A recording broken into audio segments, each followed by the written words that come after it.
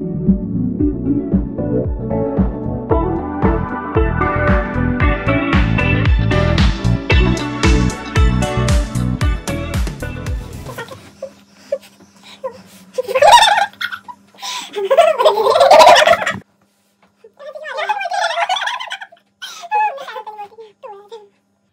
welcome back to our channel.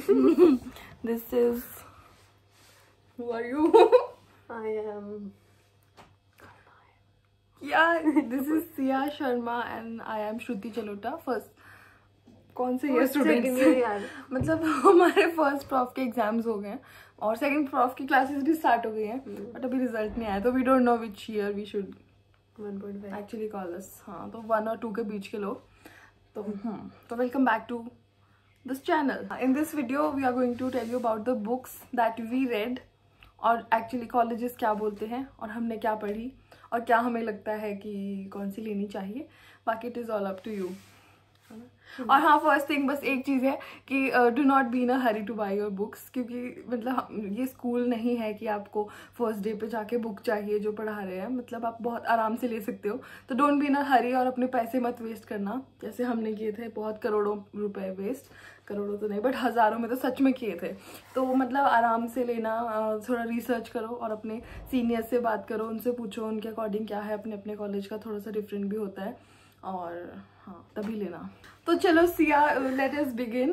तो आप बताओ मुझे कि आपने एनएट के लिए क्या पढ़ा था और क्या पढ़ना चाहिए. ऑफ कोर्स पूरी दुनिया बीडीसी पढ़ती है तो मैंने भी वही पढ़ा था. बीडी चौरसिया वो हमारी है टेक्स्ट बुक और उसमें अब बहुत सारे 4 पार्ट्स हैं और एक जनरल एनाटॉमी की एक दूसरी बुक. हाँ, स्टार्टिंग में तो आप वही पढ़ोगे जनरल एनाटॉमी, जिसको हम इतना सीरियसली पढ़ते थे और इतना डरते थे कि ये कितना डिफिकल्ट है, और लास्ट में उसको हम 10 मिनट भी कई बार नहीं खोल पाते हैं एग्जाम के लिए. बट कोई बात नहीं, आपको स्टार्टिंग में तो वो पढ़ना ही पड़ेगा, तभी आप लास्ट में ऐसा कर सकते हो. तो वो जो बीडीसी है आपको वही मेनली पढ़नी है. उसमें भी आपको सिलेक्टेड जो भी होता है आपको टीचर्स बताएंगे, सीनियर्स मार्किंग्स देंगे, वही पढ़ना है. न्यूरो में हमने पढ़ी थी विश्राम सिंह, क्योंकि जो बीडीसी वाली 4th एडिशन वाली बुक है वो 4th एडिशन नहीं, 4th पार्ट मतलब हाँ. वो इतना ज़्यादा इफेक्टिव मतलब था. कुछ भी पढ़ सकते हो लेकिन बेटर वो है क्योंकि उसमें एग्जाम्पल्स और वो दिए हुए, क्या बोलते हो, क्लिनिकल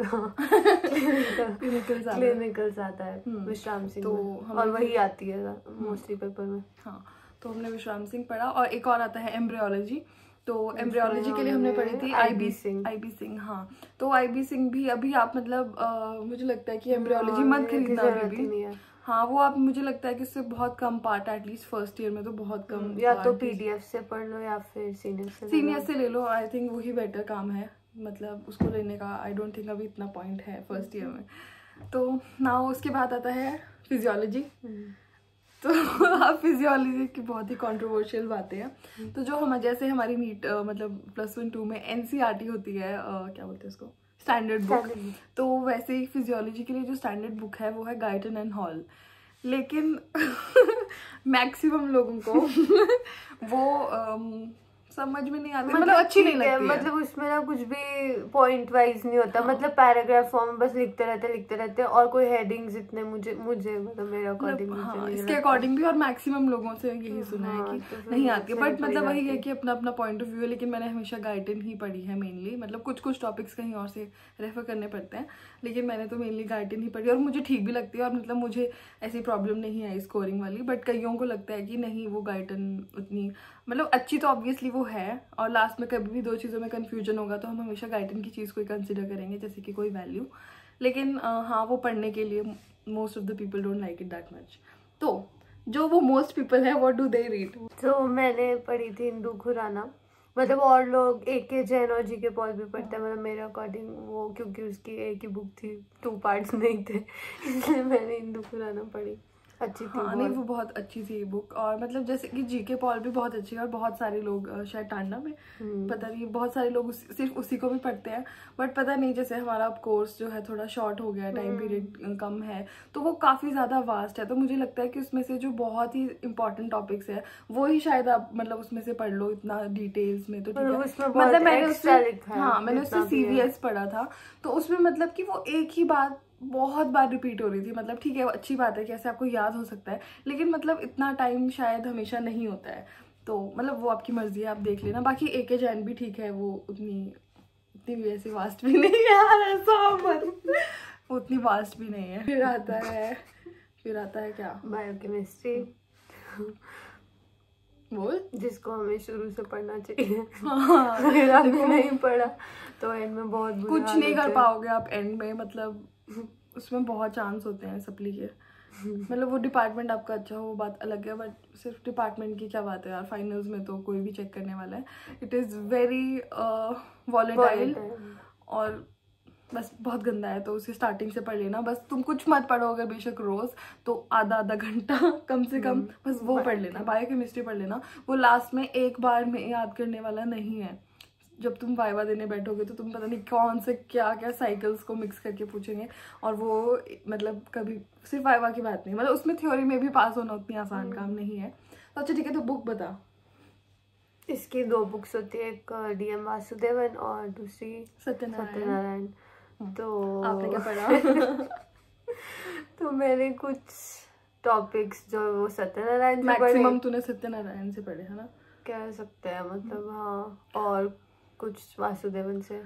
देखो मैं महान हूँ, मैंने फिर से सिर्फ वासुदेवन पढ़ी, जो कि बहुत लोगों को अच्छी नहीं लगती है। मतलब ठीक है, अच्छी है बुक वैसे तो, पर मेटाबॉलिज्म्स के लिए मुझे लगा सत्यनारायण बेटर थी। हाँ मतलब वो जो सत्यनारायण है वो बहुत सिंपल लैंग्वेज में है और मतलब बहुत प्यार से बताता है, लेकिन जो वासुदेवन डराता है। हाँ वो मतलब वासुदेवन में ना कई बहुत ही एक्स्ट्रा चीजें भी होंगी जो कि शायद उतनी रिक्वायर्ड नहीं, बट बात है कि वासुदेवन भी रेफर करनी पड़ती है क्योंकि उसमें कुछ चीजें ऐसी है जो बाकी बुक्स में नहीं है और वो पूछी जाती हैं वाइवा में भी और थ्योरी में भी। तो मतलब आपको वही है कि मेनली पढ़ लो आप वासुदेवन और सॉरी सत्यनारायण पढ़ लो, और फिर वो जो है अगर खरीदो मत, मतलब एक्स्ट्रा वासुदेवन मेरे ख्याल से उसको लाइब्रेरी से या फिर किसी सीनियर से लेके, मतलब तुझे नहीं लगता ऐसा कि खरीदनी चाहिए वासुदेवन? नहीं खरीदनी तो नहीं, पर हाँ चाहिए तो ले लो। हाँ, हाँ या फिर लाइब्रेरी से बार बार आप जो भी चैप्टर पढ़ लेते हो एक बार, तो फिर उसमें एक बार गो थ्रू कर लो कि मतलब क्या थोड़ा एक्स्ट्रा है। PDF से नहीं पढ़ी जाएगी, मतलब हाँ, क्योंकि काफी बड़ा है वो तो। हाँ तो पर फिर भी वही बात है, आप किसी से ले लो या जो भी, मतलब कि वो अराउंड कितने 1000-1200 इतनी की तो 1300 जितने की तो थी वो, तो इतने तो पता नहीं, मतलब देख लेना। बाकी मेन बात यही है कि आप कोई भी बुक खरीदने से पहले थोड़े 1 हफ्ता 10 दिन होने दो, कॉलेज लगने दो, तब देखो आपको कि क्या ज़्यादा अच्छा समझ आ रहा है, तो उसके अकॉर्डिंग ही लेना और अपने सीनियर से पूछना। तो ये हो गया हमारा। अच्छा अब प्रैक्टिकल्स के लिए, प्रैक्टिकल्स में सबसे पहले एनाट के लिए तो कुछ भी नहीं चाहिए। वो बोलते हैं डाइसेक्टर लेने का ना, हाँ हिस्टो के लिए वो मतलब हमारे काम तो मतलब हमने वो लिया और वो हमने कब लिया, मैं तो लिया ही नहीं। अच्छा डाइसेक्टर नहीं, अच्छा हाँ डाइसेक्टर तो हाँ वो भी आप अपने सीनियर से ले लो, मतलब मैं तो बता रही हूँ वो सिर्फ आपको वहाँ पर, मतलब वो भी अपने कॉलेजेस का अलग हो सकता है, लेकिन यहाँ पर बोलते हैं कि लेकर आओ उसको, थोड़े कई बार चेक भी हो जाता है, तो वो आप सीनियर से ले लो क्योंकि हमने उससे कभी पढ़ के मतलब उतना नहीं किया। वही सेम चीज़ BDC में भी लिखी है कि कैसे डाइसेक्ट करना है, क्योंकि और मतलब स्पेशली हमारा तो सेशन इतना शॉर्ट था कि हमने इतनी डिटेल्ड डाइसेक्शन के लिए हमारे पास टाइम नहीं था। अगर शायद बड़ा सेशन होता तो शायद पता नहीं हम वो पढ़ पाते, तो हमने वो नहीं पढ़ी। फिर उसके बाद आती है हिस्टो के लिए, क्या नाम है डिफॉयर। हाँ तो वो हाँ वो भी हमने काफी पैसे बर्बाद कर दिए, हमने इतनी महंगी खरीदी। ये जो चीजें होती है ना, जैसे कि मतलब ये डिफॉयर और या फिर कोई और हिस्टो के लिए आप बुक लोगे, वैसे मेरे ख्याल से कोई और ले यार, उसका हमें नाम नहीं पता, उसमें इतने सिंपल से डायग्राम्स नहीं दिए थे और आइडेंटिफिकेशन पॉइंट्स भी थे, तो आप पूछ लेना किसी से उसका नाम। तो वो मतलब बेटर होती है, और वो भी आपको ना मुझे लगता है कि 6-7-8 लोगों को वो कॉन्ट्री करके ले लेनी चाहिए अगर किसी और से नहीं मिल रही सीनियर से। उसका तो PDF डाउनलोड, हाँ वैसे वो PDF से भी, तो उसमें आपको लेने की जरूरत ही नहीं है। तो बस यही चाहिए एनाट के लिए। फिर फिजियो के लिए CL घाई, यहाँ पर तो CL घाई होता है, वो यूज होती है सिर्फ लास्ट डे पे, मतलब बस पिछले दिन प्रैक्टिकल के यूज होएगी। बट अगर आप बहुत अच्छे हो और देखो ये आपके लिए पूरी दुनिया का सबसे बड़ा हम जो टिप दे सकते हैं वो है कि फिजियो के प्रैक्टिकल्स परफॉर्म करो, बहुत बार करो, 100 बार करो, जितनी बार। बहुत टाइम होता है इनमें रिवीजन का, तो उसको भी यूटिलाइज करो। रिवीजन का भी होता है, और मतलब जब आपको करवा रहे हैं ना, वो लगे कई बार तो लगेगा जैसे नर्व टेस्टिंग होती है, वो लगता है कि ये क्या है, कि ये करो ऐसे करो ऐसे, ये क्या है, बट जब वो फाइनल्स में आता है तो मतलब यार तो बस करो आप जो भी प्रैक्टिकल्स है बीपी के, उसमें मतलब फिजियो में बहुत सबसे ज़्यादा एक्सपेरिमेंट्स फिजियो में ही है, तो आप वो सब परफॉर्म करके देखो। मतलब बिल्कुल भी ऐसा कोई नहीं होना चाहिए कि आपको नहीं आता है, तो वो करो। और मतलब अगर आप कर सकते हो ऐसा, तो आपको या फिर सीएल घाई जो भी है उसकी तो पीडीएफ डाउनलोड कर लो, वो भी चलेगा, है ना। तो उससे आप रोज जो प्रैक्टिकल कर रहे हो ना, उसके पीछे के एक बार क्वेश्चंस पढ़ लो। मेरे ख्याल से अगर आप कर सकते हो ऐसा तो बहुत फायदा होगा। अगर नहीं करोगे तो क्योंकि वाइवा में वही पूछते हैं, जो पीछे क्वेश्चंस और बहुत डिटेल्ड पूछते हैं वो, मतलब ऐसा मजाक वाइवा नहीं है वो। और वो अगर आपको वो आता ही नहीं है तो आप पता नहीं क्या करोगे उसमें। तो हाँ, तो सीएल घाई है वो आप पीडीएफ से भी पढ़ सकते हो। होती है पर सीएल घाई, पर हमने सीएल घाई पढ़ी, मतलब तो उसमें भी अब मुझे क्या लगता है वो खरीदनी चाहिए। मतलब सिर्फ एक दिन काम आएगी, तो इससे बेटर है सीनियर से ले लो और बाकी दिन पीडीएफ से पढ़ लो, है ना। वो भी, या फिर बाकी दिन भी आएगी, आपको प्रैक्टिकल लिखना होगा, ऐसी बात नहीं है, बट मेनली तो उसका उसी टाइम काम है। फिर बायोकेमिस्ट्री, मतलब मुझे लगता है कि प्रैक्टिकल मैनुअल्स का हिसाब ही है ऑलमोस्ट ना, कि वो खरीदने का तो हमने खोली भी नहीं जो हमने ली थी बायोकेमिस्ट्री की। वही होता है कि मतलब आप पहले ले लो, ये मतलब किसी से ले लो बेटर है। उसका नाम रंजना चावला था। तो अब वो मतलब मुझे लगता है कि प्रैक्टिकल मैनुअल्स हमेशा किसी से लेना ही बेटर है, क्योंकि उसका उतना कोई काम नहीं है आगे लाइफ में। तो हाँ, तो दैट वाज ऑल। नहीं, और बायोकेमिस्ट्री के सारे प्रैक्टिकल्स अच्छे से लिखो, क्योंकि एंड में वो फाइल खोलने देते हैं ना जब आप परफॉर्म कर रहे होते हो, तो आप मतलब प्रोसीजर आप से पढ़ के करते हो। हाँ, तो वो मतलब आप ध्यान रखो, ऐसे नहीं कि काम क्योंकि हाँ ऑब्वियसली कोई आपकी फाइल पढ़ेगा नहीं आपने क्या लिखा है, तो ऐसे नहीं कि आप काम खत्म करो। मतलब इस वे में लिखो कि आप जब उस टाइम परफॉर्म करने के लिए प्रोसीजर खोलो तो उसमें कोई मिस्टेक ना हो और आपको समझ आएगी क्या करना है। तो उसको इतना लाइटली मत लो, क्योंकि प्रोसीजर याद नहीं करना होता है, क्योंकि वो बहुत ही क्या होता है, कॉम्प्लिकेटेड होता है बहुत ज़्यादा, कि मतलब 1 मिलीग्राम माइक्रोग्राम इतना डिफरेंस होता है। तो आप सब उसके अकॉर्डिंग रखना। बाकी यही है बुक्स। बाकी आप अपने सीनियर्स को पक्का कंसल्ट करना।